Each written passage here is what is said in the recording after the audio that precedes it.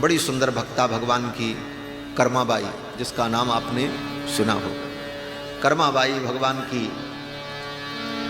परम भक्ता थी। कर्माबाई की खिचड़ी खाने के लिए भगवान कर्माबाई की कुटिया में रोज जगन्नाथ भगवान जाते थे। इसी जगन्नाथपुरी में वो रहते थे। भगवान को खिचड़ी का भोग लगाती थी। बोले जहाँ 56 भोग लगता है वहाँ कर्मा की खिचड़ी का क्या महत्व? जहाँ इतने व्यंजन भोग लगे कर्मा की खिचड़ी, उसमें किस खेत की मूली? लेकिन भक्त का प्रेम, और प्रेम कैसा था? बोले कर्माबाई की कथा को नाभादास जी ने अपने 56 छंद में केवल एक पंक्ति में कहा है। 56 भोग ते पहल खींच कर्मा को भावे, 56 भोग ते पहल खींच कर्मा को भावे। अरे 56 भोग ते पहल खींच कर्मा को भावे, 56 भोग ते पहल खींच कर्मा को भावे। बस श्री नाभादास जी ने कर्माबाई का चरित्र इतना ही लिखा है, एक पंक्ति। 56 भोग ते पहल खींच कर्मा को भावे। 56 भोग से पहले भगवान को कर्माबाई की खिचड़ी का भोग आज भी लगता है। जगन्नाथ भगवान 56 भोग लगता है, लेकिन 56 भोग के पहले खिचड़ी का भोग लगता है, और उस खिचड़ी के भोग का नाम है कर्माबाई की खिचड़ी, और भगवान को अत्यंत प्रिय है। ये कर्माबाई की खिचड़ी भगवान को क्यों प्रिय है? प्रियादास जी इस कथा का अपनी टीका में विस्तार करते हैं कि कर्मा नाम की एक बाई थी, जाटनी थी, और यहीं जगन्नाथपुरी में रहकर भगवान का भजन करती थी। होती एक बाई ताको कर्मा सुनाम जाने, होती एक बाई ताको कर्मा सुनाम जाने। बिना रीति भांति भोग खिचड़ी लगावने, बिना रीति भांति भोग खिचड़ी लगावने, बिना रीति भांति भोग खिचड़ी लगावने। होती एक बाई ताको कर्मा सुनाम। एक बाई थी, बाल विधवा थी, बचपन में ही वैधव्य को प्राप्त हो गई। जाटनी थी, जाट जाति की थी। बचपन में ही जब विधवा हो गई,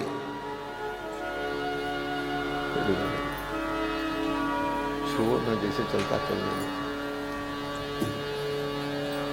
बचपन में ही जब विधवा हो गई तो लोग उसे ताना मारने लगे। ये संसार के लोग क्या नहीं कहते, भैया ये गमक कम करो, फिर बढ़ा दो। लोग उसे ताना मारने लगे, देखो कितनी अभागन है, आते ही अपने पति को खा गई। लोग यही सब कहते हैं। ताना सुन सुन करके वो थक गई। जिधर से वो जाती सवेरे सवेरे लोग देख लेते तो उसे ताना देते, आज इसका मुख देखा है इस पापिनी का, जिसने अपने पति को खा लिया, इसका मुख देखा है, आज पता नहीं क्या होगा। ये सब ताने सुन सुन करके वो बहुत दुखी होती बेचारी। अंत में उसने निर्णय किया, इस संसार में कोई अपना नहीं, भगवान ही अपने। हारे को हरिनाम। सारे संसार की उपेक्षा का परिणाम भगवान के चरणों में उसकी रति हो।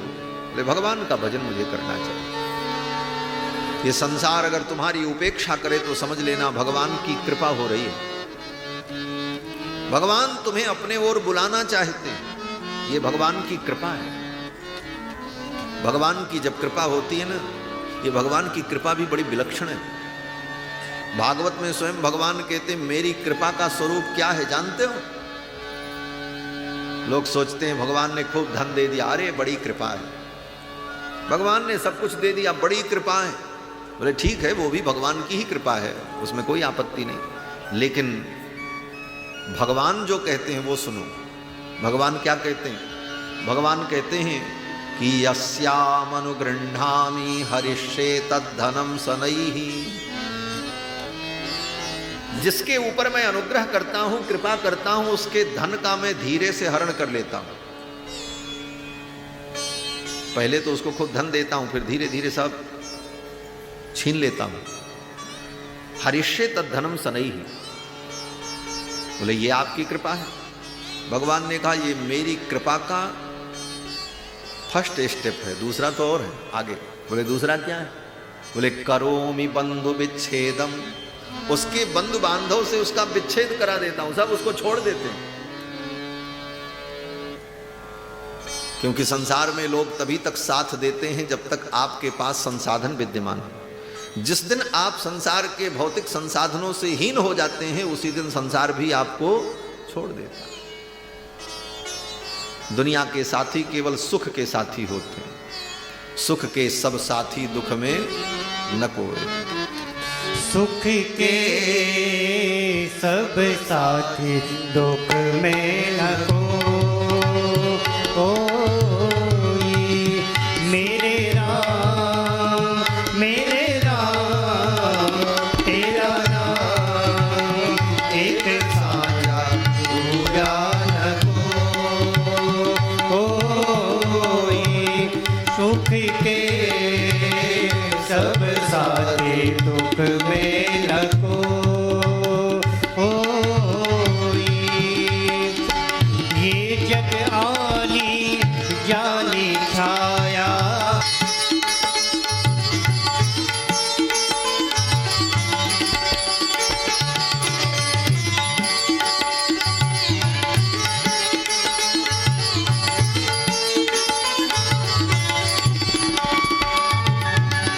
ना कुछ तेरा ना कुछ मेरा, ना कुछ तेरा।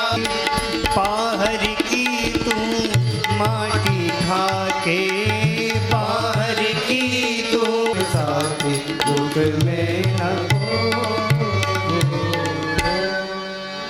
कर्मा ने यही अनुभव किया। संसार ये किसी का नहीं, ये संसार एक दिन तुम्हें छोड़ेगा, पक्का है। लोग कहते महाराज ये बार बार वैराग्य की ही बातें क्यों आप सुनाते हो? बोले यही सच्ची बातें हैं, सच्ची बातें यही। चापलूसी करना मुझे आता नहीं और हम कर पाते नहीं। सच्ची बात यही है कि संसार तुम्हें छोड़ेगा। पामर तो ही तजेंगे प्राणी, तू न तजे अवहित। संसार तुम्हें छोड़े उसके पहले बुद्धिमानी ये है तुम ही छोड़ दो, तुम्हारी इज्जत बची रहेगी। ये कहने को रहेगा कि तुमने मुझे नहीं छोड़ा, मैंने ही तुमको छोड़ दिया, तुम्हारा स्वाभिमान बच जाएगा। लेकिन ये सब ज्ञान है, इसको धारण करना चाहिए। व्यवहार जगत तो व्यवहार जैसा ही चलेगा, बिना जगत के व्यवहार के जगत नहीं चलेगा। लेकिन इन चीजों को हृदय में समझना चाहिए, बुद्धि में धारण करना चाहिए। अगर बुद्धि में आपने इन चीजों को धारण किया है तो विषम परिस्थितियों में आप विचलित नहीं होंगे। इसका लाभ यही है, समय आने पर उसका लाभ यही होगा। कर्माबाई ने सोचा भगवान ही अपने हैं और इतनी दूर मैं चली जाऊं कि कोई मुझे जानने वाला ना हो। कहां राजस्थान से चलकर बेचारी पैदल पैदल उस जमाने में जगन्नाथपुरी आ गई और यहाँ जगदीश भगवान के यहाँ एक कुटी बनाकर कहीं पड़ोस में पास में रहने लगे। प्रसाद की कोई कमी नहीं, जगन्नाथ जी के यहाँ तो कुत्ता बिल्ली का भी पेट भर जाता, आदमी की क्या बात। भोजन की चिंता नहीं और कपड़े की भी चिंता नहीं, क्या खाऊंगी क्या पहनूंगी इसकी चिंता नहीं किया कर्मा ने। और भक्त को करना भी नहीं चाहिए। भोजनाच्छादने चिंता वृथा कुर्वन्ति वैष्णवा। आचार्य कहते हैं वैष्णव को, भगवत भक्त को भोजन वस्त्र की चिंता नहीं करनी चाहिए। क्यों? बोले योसौ विश्वम्भरो देवः किम स्वभक्तान उपेक्षते। जो विश्वंभर है, सारे विश्व का भरण पोषण कर रहा है, वो अपने भक्तों की उपेक्षा करेगा? कभी नहीं करेगा। जो नास्तिक को भोजन और कपड़ा दे रहा है, जो नास्तिक पानी पी करके रोज भगवान को गाली दे रहा है, उस नास्तिक को भी भोजन देने वाले, पानी देने वाले कौन है? बोले भगवान ही तो जो नास्तिक को भी भोजन दे रहा है, वो अपने भक्त को क्या भूखा रखेगा? वो अपने भक्त को कभी भूखा नहीं रख सकता। विश्वास होना चाहिए। वो मलूक दास जी की कथा है ना, मलूक भगवान के परम भक्त थे, बड़े नास्तिक थे, पहले भगवान में कोई विश्वास नहीं। उनकी पत्नी बड़ी भक्ता थी, पत्नी पूजा करती थी, उनको बड़ा बुरा लगता। बोले क्या दिन भर ये लड्डू गोपाल की सेवा करती, ये क्या देते हैं, क्या करते हैं? बोले यही सब कुछ करते हैं। बोले यही सब कुछ करते हैं। अगर हाथ न हो, व्यक्ति काम में करे तो पेट नहीं भरेगा, क्या तेरा भगवान ला करके रोटी खिलाएगा? पत्नी ने कहा अगर विश्वास हो तो ये ला करके खिलाता भी। बोले तो आज तेरे भगवान की परीक्षा ही कर लेते हैं। और मलूक जी ने क्या किया? बोले आज मैं जा रहा हूं खेत में, और तुम भोजन लेकर के मत आना, और मैं भोजन नहीं करूंगा, मैं देखूं कि तुम्हारा भगवान आकर के मुझे खिला दे। बोले अगर विश्वास होगा तो भगवान आएंगे। और मलूक दास जी गए, जाकर के एक पेड़ की डाली पर बैठ गए, बैठे रहे। रात हो गई, भूख से परेशान, लेकिन प्रतिज्ञा थी भगवान आवे तो खिलावे। आज भगवान की भी परीक्षा थी। हुआ ये कि रात्रि में कहीं से 2-3 चोर आए, और उन चोरों ने वहीं उसी पेड़ के नीचे बैठ करके भोजन बनाया, दाल चावल इत्यादि सब बनाया। जब खाने का समय आया तब तक कुछ ऐसा आहट उन्हें मिला कि लोग आ रहे हैं, बस वो भोजन छोड़ करके चोर भाग गए। अभी से तो भूख लगी थी, रात भर का भूखा, दिन भर का भूखा, भोजन गरम गरम नीचे महक ऊपर आ रही थी, पेड़ पर बैठे। लेकिन प्रतिज्ञा थी, देखें भगवान कैसे खिलाते। अब वो चोर जब गए तो ये सोच रहा था कि अब जाओ, छोड़ो प्रतिज्ञा, भगवान के चक्कर में क्या पड़ना, भूख लगी है खा लें। नीचे उतरने की कोशिश करने लगा, तब तक 4 घुड़सवार आए, खटखट खटखट घोड़े पर बैठे। 4 घुड़सवार जब आए, अब ये फिर पत्तों के बीच में डाली में चिपक गए। बोले कहीं ये देख ले, ये पता नहीं ये भी डकैत चोर हों, घोड़े पर बैठ करके आ रहे, और अस्त्र शस्त्र लिए थे। वो सब आए और पेड़ के नीचे रुके। तब तक उसी में जो सबसे बड़ा था, सरदार जो था चारों का, उसने कहा भाई विचार करो, यहाँ कोई आया था और ताजा ताजा भोजन रखा हुआ है। ये कोई ठग व्यक्ति है, लुटेरा है, इसने ताजा भोजन बना करके रखा है और इसमें विष मिलाया होगा कि आने वाला कोई पथिक इसे खा करके मर जाए तो मैं उसे लूट लूं। और ये भोजन ताजा ताजा बना है, लगता है वो बनाने वाला भी अभी यहीं कहीं है, कहीं दूर नहीं गया है, ढूंढो। अब चारों इधर उधर देखने लगे। अब तो इसकी सिट्टी पिट्टी गुम भई, अब पकड़ लिया तो क्या होगा। तब तक कुछ खुरखुर की आवाज हुई पत्तों में। ऊपर देखा सबने, अरे ये बैठा हुआ, उतरो नीचे। उतारा नीचे। बोले तुमने ये भोजन बनाया? बोले नहीं महाराज, हमने नहीं बनाया। बोले तुम झूठ बोल रहे हो, तुम चोर हो, लुटेरे हो, और ये लूटने के लिए तुमने षड्यंत्र किया है, इसमें विष मिलाया। बोले नहीं नहीं महाराज, हमने कुछ नहीं मिलाया। बोले नहीं विष मिलाया है तो तुमको खाना पड़ेगा, तुम खाओ इसको, खा करके दिखाओ। बोले नहीं हम नहीं खाएंगे। बोले नहीं तुमको खाना पड़ेगा। फिर अन्य जो 3 थे, उन तीनों ने उसके हाथ पकड़े, पांव पकड़े, और जो सबसे बड़ा सरदार था उसने अपने हाथों से भोजन लेकर के मुंह में ठूस करके खिलाया। और ज्यों ही खिलाया, वो कौन थे? बोले वो रघुनाथ जी थे। राम लक्ष्मण भरत शत्रुघ्न चारों भाई आ गए, और राम जी ने अपने हाथ से भोजन कराया। भगवान के करार अरविंद का स्पर्श होते ही सब कुछ अनुभव हो गया, मलूक को बताना नहीं पड़ा। तब तक भगवान वहां से अंतर्धान हो गए। मलूक रोते हुए घर आए, अपनी पत्नी के पास हाथ जोड़ लिया। बोले देवी तुम ठीक कहती हो, अजगर करे न चाकरी, पंछी करे न काम, दास मलूका कह गए सबके दाता। खिलाने वाले भगवान, देने वाले भगवान। भगवान पर अगर भरोसा है तो भगवान का भक्त कभी भूखा नहीं रह सकता, जहां रहेगा उसे सब कुछ प्राप्त हो। कर्माबाई जगन्नाथपुरी में आ गई, प्रसाद पावे, भजन करे, ठाकुर जी का दर्शन करे। और कर्माबाई का भाव भगवान के प्रति वात्सल्य भाव था। भक्तमाल के प्रारंभ में चर्चा की थी हमने। 5 भाव से भक्त भगवान की उपासना करते, शांत, सख्य, वात्सल्य और श्रृंगार। शांत भाव, वात्सल्य भाव, श्रृंगार भाव और दास भाव। शांति दासी सखे वात्सल्य और श्रृंगारे चारु। शांति दासी सखे वात्सल्य और श्रृंगारे कर्माबाई भगवान को वात्सल्य भाव से भजती। उसका भाव था भगवान बालक है, और बालक को तो सवेरे सवेरे भूख लग जाती। कर्माबाई सवेरे सवेरे जब मंदिर में पहुंची दर्शन करने, तो देखा वो इतना सब विधि विधान, शास्त्र की विधियों का पालन। अब इतना सब विधान होगा तब भगवान को भोग लगेगा, और पूजा विधान सब करते करते इतना विलंब होगा, और भगवान तो बालक है, और बालक को तो सवेरे सवेरे भूख लग जाती है। बालक तो सवेरे सवेरे कलेऊ करता है, और ये कन्हैया सवेरे सवेरे उठते तो मैया की गोद में जाकर के लिपट जाए, मैया मुझे दूध पिलाओ, भूख लगी। उठते ही भूख लगती। भागवत में कथा है ना कि एकदा गृहदासीसु यशोदानंद गेहिनी कर्मांतर नियुक्तासु निर्ममंथ स्वयं दधी। एक दिन यशोदा रानी सवेरे सवेरे दही मथ रही। भगवान की नींद खुली, दौड़े दौड़े ठाकुर जी गए और मैया की मथानी पकड़ लिया। बोले मैया दही बाद में मथना, पहले मुझे दूध पिला, मुझे भूख लगी। गृहीत्वा दधि मंथानम निषेधत प्रीतिमावहन। मथानी पकड़ करके मैया को दही मथने से रोका। बोले मुझे दूध पिलाओ। फिर मैया ने दही मथना बंद कर दिया और कन्हैया को गोद में लेकर के दूध पिलाने लगे। तो भगवान के बाल रूप की उपासना में यही भावना हो। भगवान को सवेरे सवेरे भूख लग गई।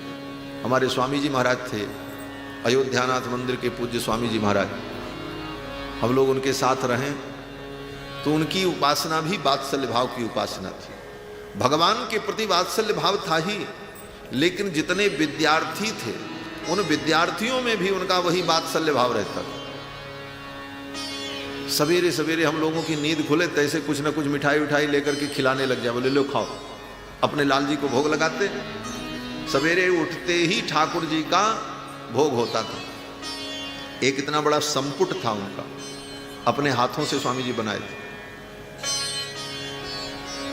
बांस को काट करके, छील करके उसके 4 खंभे बनाकर, नीचे उसका सब, उसमें दूसरी पट्टियां बांधकर, फिर उस पर मखमल के कपड़े चढ़ा चढ़ा करके अपने हाथों से सी करके एक बॉक्स जैसा बनाए।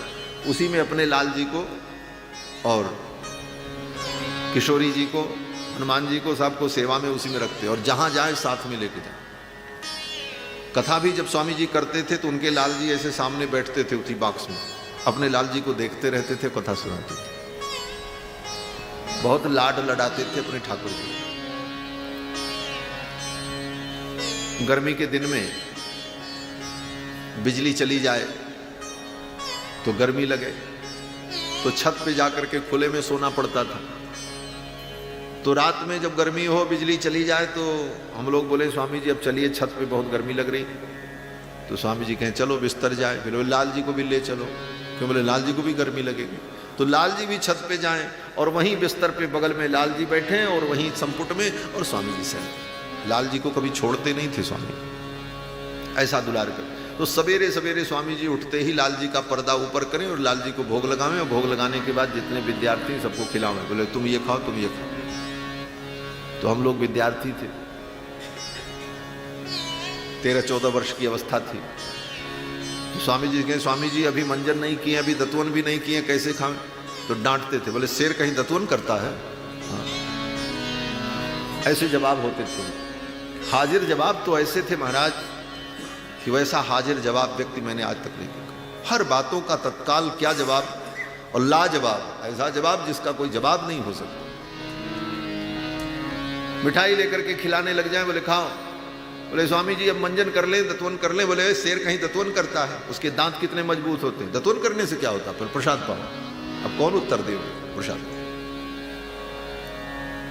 यहां तक कि संध्या वंदन करने हम लोग बैठे, नहा धो करके संध्या वंदन करने बैठे, तब तक उधर से फिर लाल जी को कुछ भोग लगावे। उनके लाल जी दिन भर भोग ही लगाते रहते, जो कुछ आ जाए भोग लगाओ ठाकुर जी, और भोग लगाने के बाद सब विद्यार्थियों को खिलाओ।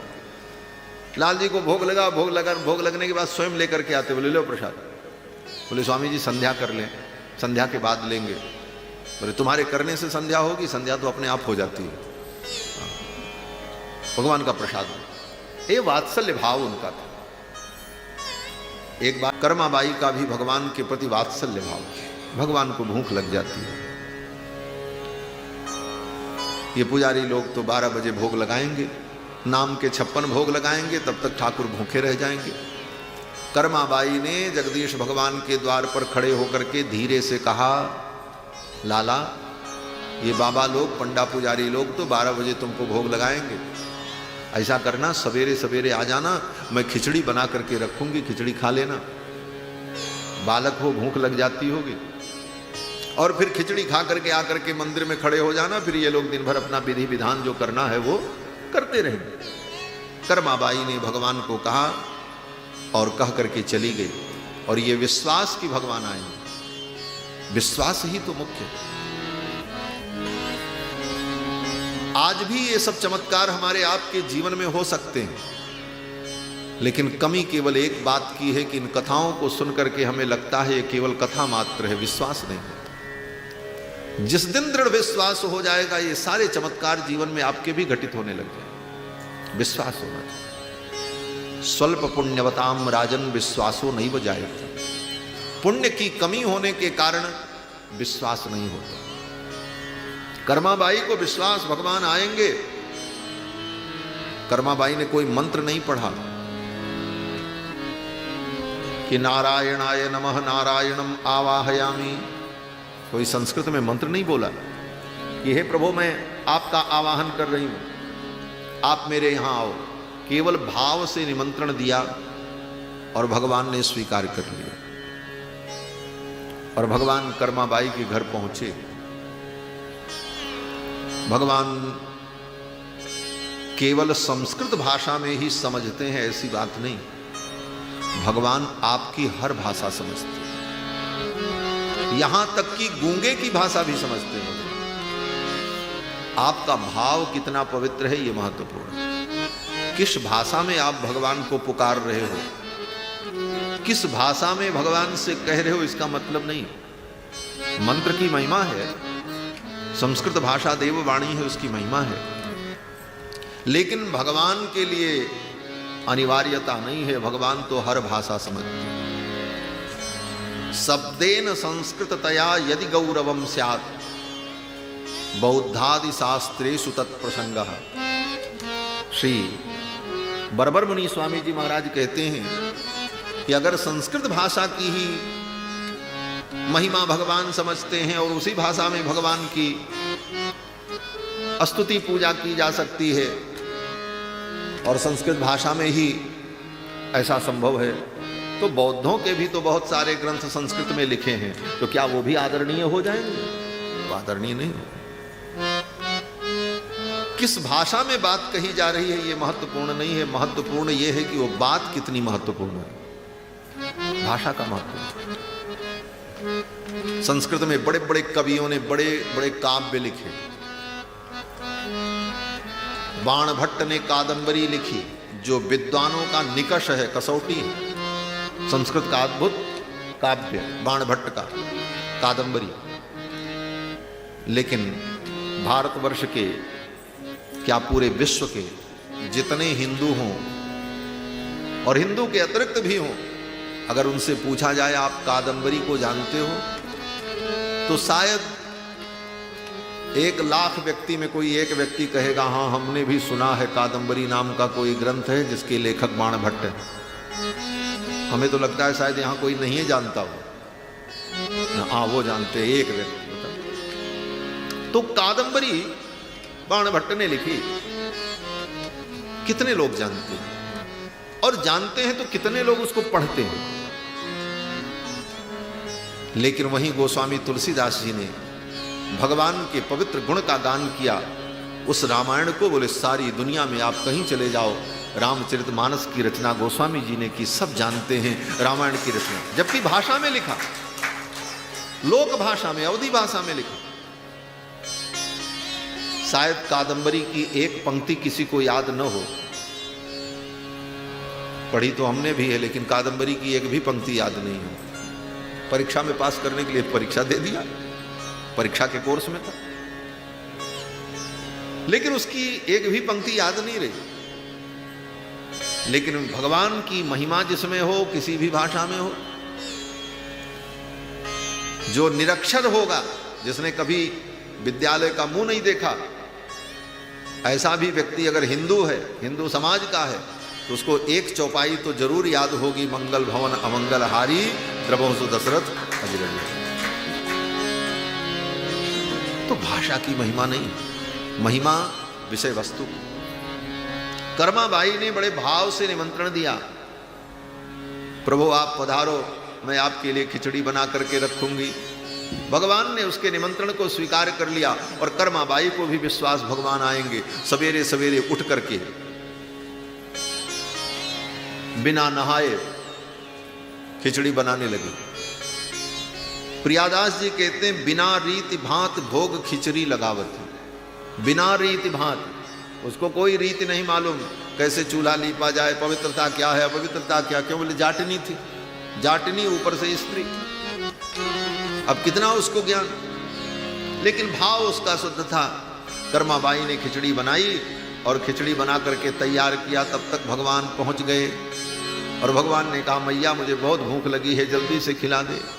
कर्माबाई ने ठाकुर जी को पीढ़े पर बैठाया और खिचड़ी सामने रखी और कहा लाला जीमो। ठाकुर जी ने इधर उधर देखा। कर्माबाई ने कहा क्यों, क्या बात है, भोजन करो। तो ठाकुर जी ने कर्माबाई से कहा बाई भूख तो लगी है, लेकिन मैं भोजन करूं तो कैसे करूं, ये तेरी खिचड़ी कैसे खाऊं। कर्माबाई ने कहा क्या दिक्कत है। ठाकुर जी ने कहा इन पंडा पुजारियों ने पर्दा लगा करके भोग लगाने की जो आदत डाल दी है, पर्दा लगाओ तो मैं भोग लगाऊं। भगवान भी बड़ी अद्भुत लीला करते। कर्माबाई से कहा पर्दा लगाओ तब मैं भोजन करूं। अब कर्माबाई बेचारी इतनी गरीब, उसके पास कपड़े नहीं थे महाराज। हमारे पूज्य स्वामी जी जब इस कथा को कहते थे तो एक भाव कहते थे, कर्माबाई 10 दिन में 1 दिन नहाती थी। क्यों बोले उसके पास कपड़े नहीं थे, नहाने के लिए उसको बड़ा यत्न करना पड़ता था, क्योंकि एक ही कपड़ा था वही पहनना, फिर नहाने के बाद क्या पहनना। इसलिए कैसे युक्ति से वो स्नान करती थी, वो भी 10 दिन पे 8 दिन पे। अब वो कहां से कपड़ा लावे कि पर्दा लगावे तो ठाकुर भोग लगावे। ये ठाकुर भी बड़े नाटकी हैं महाराज, बोले पर्दा लगाओ तो हम भोग लगावे। तब कर्माबाई को कोई युक्ति नहीं सूझी। कर्माबाई ने सोचा अब क्या करें। तो कर्माबाई जो घाघरा पहनती थी, राजस्थानी घाघरा, उसमें कितनी प्लेटें बनी रहती महाराज। कर्माबाई ने अपने घाघरे को उठाया और धीरे से ऐसे किया, बोले लाला यही पर्दा है, इसी पर्दे की ओट में बैठ करके तू पा ले। कर्माबाई ने अपने घाघरे का पर्दा किया और उसी पर्दे की ओट में बैठ करके ठाकुर जी ने खिचड़ी का भोग लगाया। थाली भर के लाई खिचड़ो, ऊपर घी की बाटली, घी मोमारा श्याम दही, घी मारे बेटी जाट की। थाली भर के लाई खिचड़ो, ऊपर घी की बाटली, घी मोमारा श्याम दही, घी मारे बेटी जाट की। थाली भर के लाई खिचड़ो, बाप मारो गाँव गयो है, ना जाने कब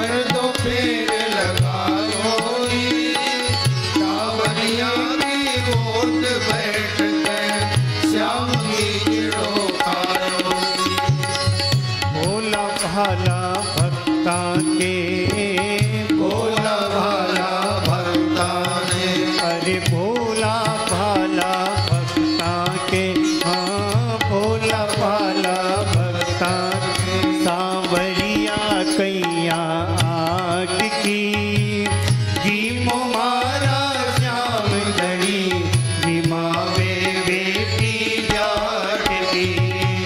थाली भर के लाई खींचड़ो, ऊपर घी की बाटली, जीवो मारा श्याम धनी, जिमावे बेटी जाट की। भक्ति हो तो कर्मा जैसी, सांवरिया घर आवे लो। भक्ति प्रभु के दर्शन करके, हर सरस गुण गावे लो। भक्ति हो तो कर्मा जैसी, सांवरिया घर आवे लो। भक्त प्रभु के दर्शन करके, हर सरस गुण गावे लो। साचो प्रेम प्रभु में हो तो, साचो प्रेम प्रभु में हो तो, साचो प्रेम प्रभु में हो तो। साचो प्रेम प्रभु में हो तो। मूरत बोले काठ की, सीमो मारा श्याम धनी, जिमावे बेटी जाट की। थाली भर के जाए खींचड़ो, ऊपर की बाटली, जीवो मारा श्याम धनी, जिमावे बेटी जाट की। थाली भर के लाई खींचड़ो, ऊपर की बाटली, जीमो मारा श्याम धनी, जिमावे बेटी जाट की। थाली भर के लाई खींचड़ो, थाली भर के लाई खींचड़ो, थाली भर के लाई खींचड़ो। कर्माबाई ने अपनी धावड़िया का पर्दा किया। धावड़िया लो पर्दो करती, अपने घाघरे का पर्दा किया और उस पर्दे की ओट में बैठ करके जगन्नाथ ने खिचड़ी का भोग लगाया। श्री नरसिंह जी महाराज वर्णन करते हैं। नरसिंह जी भगवान के परम भक्त हुए। नरसिंह जी की भी कथा का वर्णन भक्तमाल में है। जगत विदित नरसिंह भगत जेहि गुज्जर धर पावन करे। नरसिंह जी की बेटी नानी बाई के घर जब मायरा भरने के लिए भगवान नहीं आए तो नरसिंह जी को बड़ा गुस्सा आया भगवान के ऊपर। ये भक्त भगवान पर भी गुस्सा कर लेते हैं। देखो, गुस्सा भी उसी पर आता है जो अपना होता है। जहां अपनापन होता है वहीं पर रूठना भी होता है, वहीं पर गुस्सा भी होता है, वहीं पर डांटना भी होता, वहीं मनाना भी होता। और जहां अपनत्व नहीं होता वहां ऐसी कोई बात नहीं होती, वहां फॉर्मेलिटीज होती हैं और सारी चीजें होती हैं, व्यक्ति फॉर्मेलिटी निभा देता है। लेकिन जहां अपनापन होता है वहीं पर व्यक्ति नाराज भी होता है, मनाता भी। नरसिंह जी भगवान के ऊपर नाराज हो गए। ले तू द्वारिकाधीश बना है, दुनिया के भक्तों का काम करने के लिए तेरे पास समय है और मेरी नानी बाई का मायरा भरने के लिए तुझे फुर्सत नहीं। और एक एक भक्त का नाम लेकर के नरसिंह जी ने ठाकुर जी को जो खरी खोटी सुनाई। बोले वो कबीरदास तुम्हारा काका लगता था, ऐसे ही कहा। नरसिंह जी ने कहा वो कबीरदास तुम्हारा काका लगता था, जिसके घर ब्यालद लाने के लिए आप गाड़ी भर के लेकर के गए। वो नामदेव तुम्हारा नाना लगता था। और ये कर्माबाई तुम्हारी काकी लगती थी, जिसके घर जाकर के धावलिया के ओट में बैठ करके खिचड़ी खाए। नरसिंह जी कहते हैं, कर्मक बाई थारी काकी होती, जिन लोग खींचड़ खायो रे। कर्माबाई थारी काकी होती, जिन लोग खींचड़ खायो रे। धावलिए की ओट बैठ कर, धावलिए की ओट बैठ कर, गटक गटक गटकायो रे। मरन ताने क्यों नहीं आया रे मरन वरना गरिया भगताने क्यों नहीं आया मरन वरना गरिया भगताने क्यों नहीं आया रे मीरा काई थारी मासी होती पाको काम संभालो रे कलकबाई तारी मासी होती बाको काम संभालो रे अरे मीरा काई थारी मासी होती पाको काम संभालो रे कलकबाई तारी मासी होती बाको काम संभालो रे इसका प्याला राणा ने भेजा इसका प्याला राणा ने भेजा अरे इसका प्याला राणा ने भेजा इसका प्याला राणा ने भेजा इसे अमृत कर डालो रे मारा नटवर नागरिया भगताने क्यों नहीं आया रे मारा नटवर नागरिया भगताने क्यों नहीं आया रे मारा नटवर नागरिया भगताने क्यों नहीं आया रे नरसिंह जी ने कहा वो मीरा काई थारी मासी होती,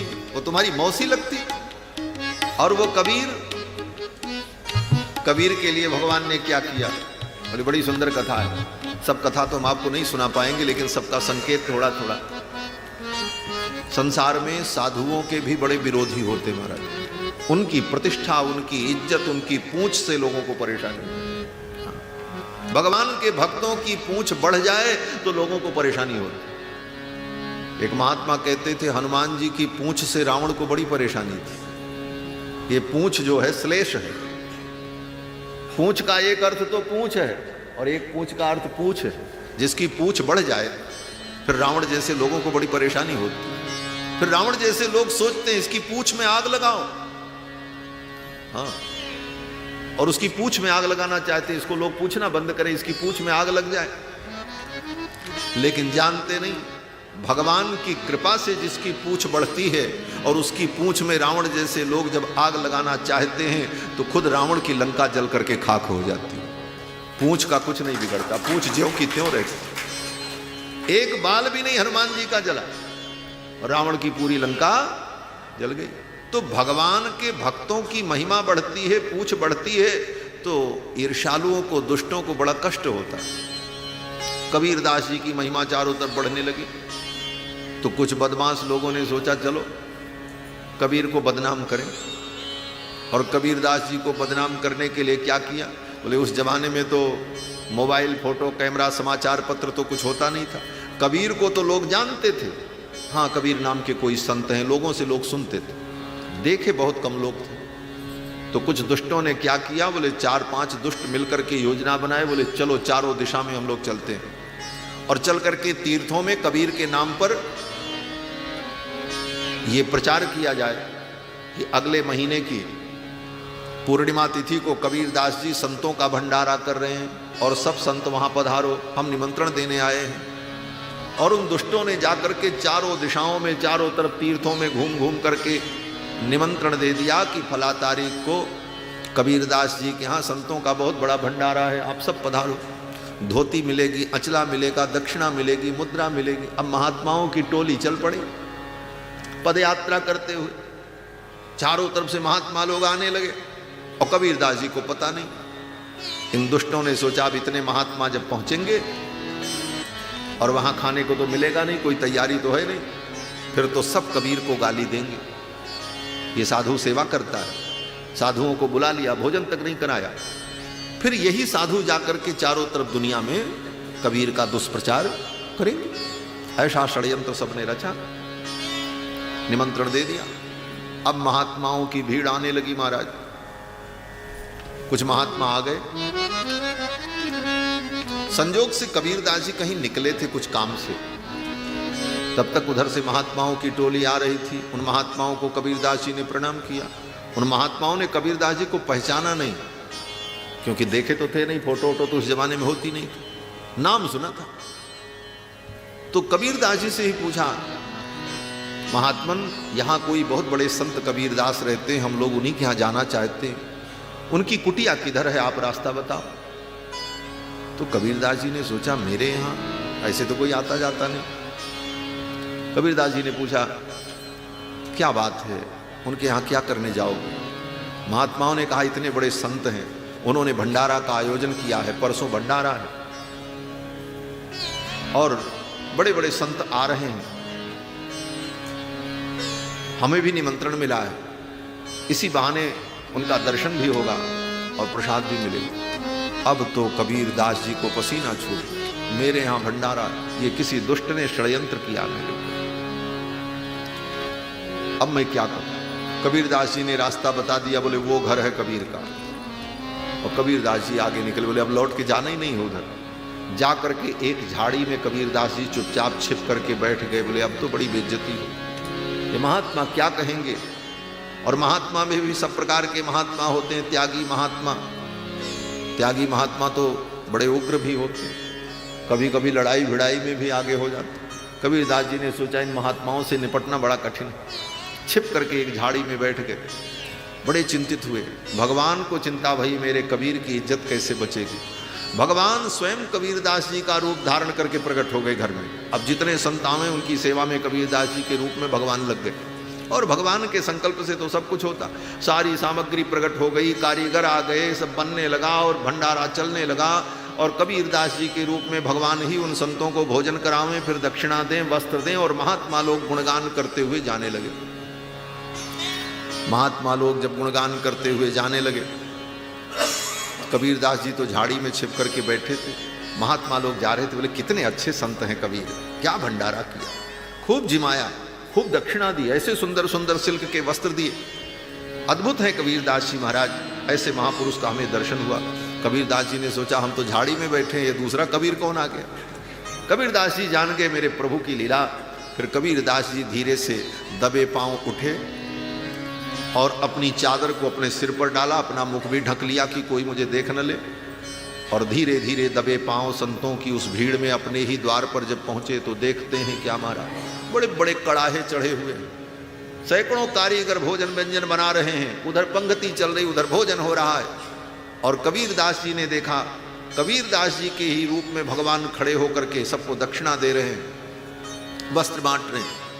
कबीरदास जी ने पहचान लिया मेरे प्रभु रघुनाथ जी आ गए, इनकी लीला अद्भुत है। जाकर के कबीरदास जी ने रघुनाथ जी को प्रणाम किया। जब प्रणाम किया तो कबीरदास जी के रूप में भगवान ही तो थे। भगवान ने कबीरदास जी को उठाया और अपने हृदय से लगाया और कहा कबीरदास अब ये तुम संभालो। कबीरदास जी ने कहा प्रभु ये आपके ही बस की बात है, मेरे बस की नहीं। भगवान ने कहा चिंता मत करो, मैंने छू दिया है, अब ये झोली घटेगी नहीं, रुपया घटेगा नहीं, तुम बांटते रहो, तुम्हारी यश और कीर्ति बढ़े। ऐसा कह करके भगवान ने वो झोली जिसमें दक्षिणा रखी थी वो कबीरदास जी को पकड़ा दिया और भगवान अंतर्ध्यान हो गए और कबीरदास जी बांटते रहे, भंडारा चलता रहा और भंडारा घटा नहीं। इस कथा का स्मरण करके नरसिंह जी महाराज भगवान को उलाहना देते हैं। वो कबीर तुम्हारा काका लगता था, जिसके घर घी तेल टीना कनस्टर सब लेकर के आप पहुंचे और भंडारा करवाया, और मेरी बेटी नानी बाई के घर मायरा भरने के लिए आपको फुर्सत नहीं। कबीरदास थारो काका लागे बाघर वाली दिलायो रे। कबीरदास थारो काका लागे बाघर वाली दिलायो रे। गिरी छुहारा खाड़ खोपड़ा, गिरी छुहारा खाड़ खोपड़ा, गिरी छुहारा खाड़ खोपड़ा, गिरी छुहारा खाड़ खोपड़ा। आप लदावन आयो रे मारा नटवर नागरिया। भगता ने क्यों नहीं आया रे मारा नटवर नागरिया। भगता ने क्यों नहीं आया रे मारा नटवर नागरिया। भगता ने क्यों नहीं आया रे मारा नटवर नागरिया। भगता ने क्यों नहीं आया रे। नरसिंह जी ने बड़ा उलाहना दिया है अपने ठाकुर को। बात मैं कर रहा था कर्माबाई की। कि कर्माबाई अपने धाबड़िया के पर्दे के ओट में ठाकुर जी को भोजन कराया। ठाकुर जी भोजन करके विदा हो गए। तब तक एक दिन कोई संत पहुंच गए महाराज, आचार्य महात्मा। आचार्य महात्मा बड़े आचार विचार वाले, और सही में आचार विचार हो तो आचार विचार का सम्मान करना चाहिए, लेकिन आचार विचार की निष्ठा न हो, केवल नाटक हो, बोले तो वो आचार विचार नहीं है, वो आचारी नहीं, वो अति आचारी है। और अति आचारी में संधि करने पर अत्याचारी शब्द बनता है, वो अत्याचारी ही हो जाता है। तो सबके ऊपर अपचार करता, सबका अपमान करता फिरता है। आचार विचार होना चाहिए, लेकिन दिखाने के लिए नहीं, यथार्थ में। वो महात्मा पहुंच गए महाराज, बड़े नियम निष्ठ थे, यथार्थ में उनकी नियम की निष्ठा थी। पहुंचे सवेरे सवेरे, देखा कर्माबाई बिना नहाए धोए चूल्हा जला रही थी। महात्मा ने कहा, री बाई कर्मा, तू सवेरे सवेरे किसके लिए भोजन बनाती है? क्या तुझे भूख लग जाती है सवेरे सवेरे? कर्माबाई ने कहा, मैं अपने लिए नहीं बनाती हूं, मैं तो जगन्नाथ जी के लिए बनाती हूं। बोले जगन्नाथ जी के लिए?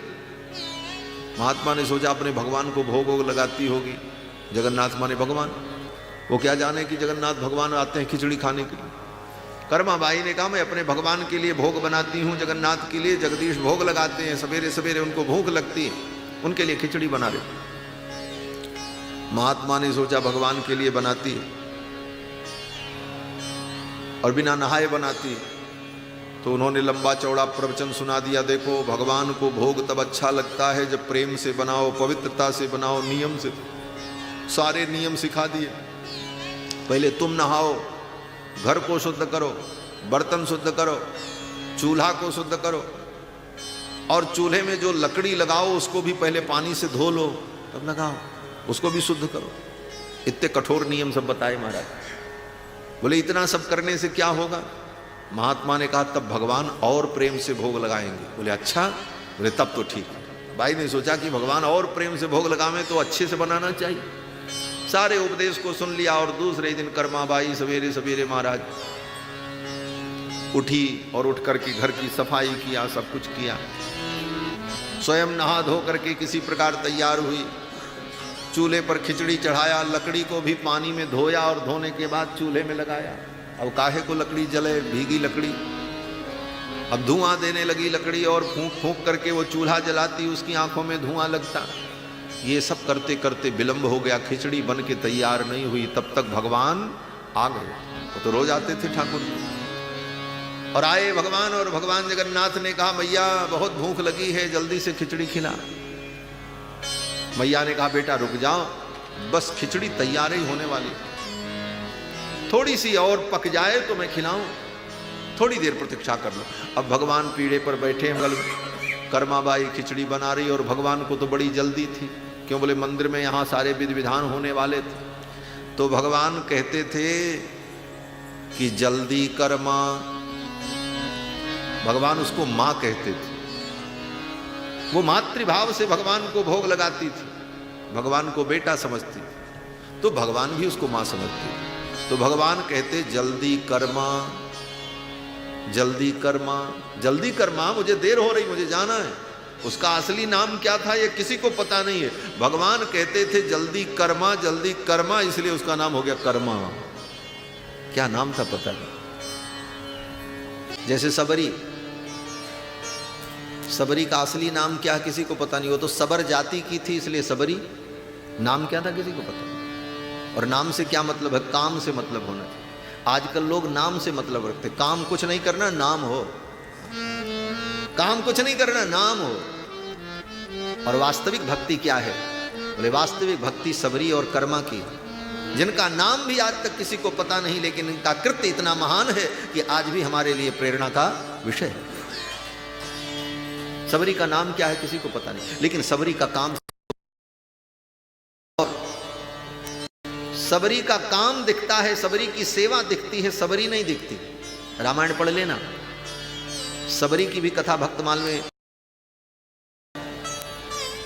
कि सबरी सवेरे सवेरे उठती थी तो क्या कर, बोले सवेरे उठ करके रात्रि के 2 बजे फूल तोड़ ले, फल ले ले, सूखी लकड़ियां ले ले और बड़े बड़े पत्ते लेकर के उनको गूंथ करके पत्रावली बनाकर इन सारी चीजों को पत्तों में सजाकर, टोकरी में सजाकर एक एक महात्माओं की कुटिया के दरवाजे पर रात्रि के 2 बजे रख करके चली आती। महात्मा उठेंगे सवेरे, इनको फल की जरूरत पड़ेगी, कंदमूल ढूंढने जाना पड़ेगा और फल तो शुद्ध होता है, किसी के भी हाथ का ले लो कोई बात नहीं, मेरे भी हाथ का फल ग्रहण करेंगे महात्मा लोग, कोई इसमें दोष भी नहीं।